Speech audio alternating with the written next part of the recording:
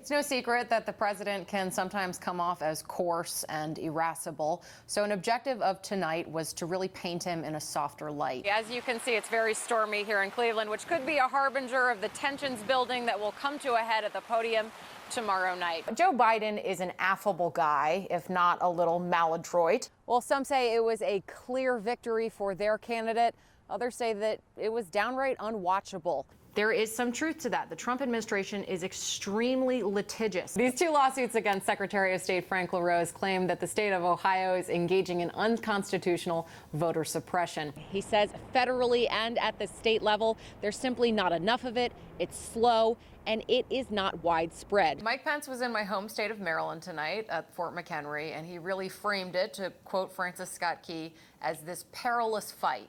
He has said many times that Ohio has the wherewithal and the capacity to reopen once. They really need to curry favor with this demographic if they want to sort of swing the pendulum in key areas. Tuesday, we're getting a lot of new information as to the fate of hundreds of thousands of school children in the state of Ohio. This week, we're celebrating the centennial of women's suffrage and the 19th Amendment.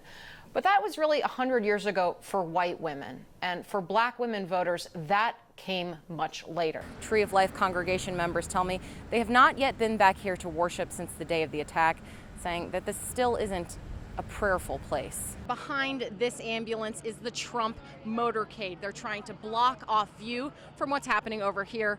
All of these protesters. In 2014, city officials decided to save some money by switching the city's water supply from Detroit to right here to the Flint River.